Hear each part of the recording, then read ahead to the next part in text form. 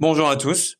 Dans cette vidéo, je vais vous expliquer comment calculer les premiers termes d'une suite à l'aide de sa relation de récurrence.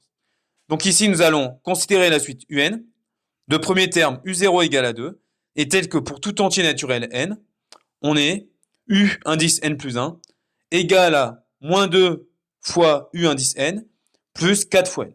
Donc en gros, le terme de rang n plus 1, ici, c'est le terme de rang n multiplié par moins 2 plus 4 fois n. Bien. Et nous allons calculer U1 et U2, c'est-à-dire le terme de rang 1 et le terme de rang 2. Commençons par calculer U1. Alors, pour calculer U1, nous allons utiliser le terme précédent, c'est-à-dire U0. Et nous allons appliquer cette formule. Comment? En fait, on peut remarquer que 1 c'est 0 plus 1.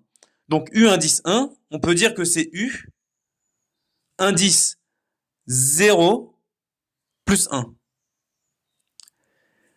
D'accord? Donc en gros, maintenant, nous allons pouvoir appliquer notre égalité, notre formule ici. En fait, ce qu'il faut comprendre, c'est que 0, ici, joue le rôle de n. D'accord? N plus 1, 0 plus 1. Donc maintenant, ce que nous allons faire, c'est que nous allons recopier ceci en remplaçant tous les n par des 0. Donc c'est parti. Donc, U1, c'est égal à U indice 0 plus 1, c'est-à-dire moins 2 U indice 0, moins 2 fois U indice 0, plus 4 fois 0. Donc petit calcul, nous connaissons U0, donc moins 2 U0, c'est moins 2 fois U0, c'est-à-dire moins 2 fois 2, plus 4 fois 0, c'est-à-dire 0.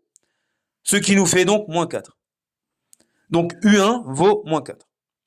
Calculons U2 maintenant.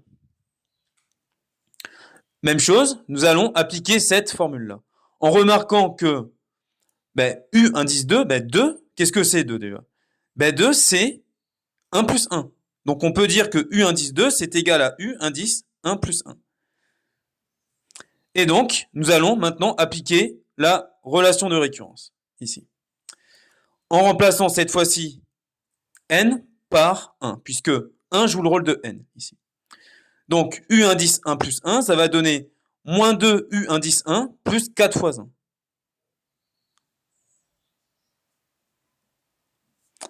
Alors, U1, c'est moins 4. Donc, moins 2 fois moins 4 plus 4.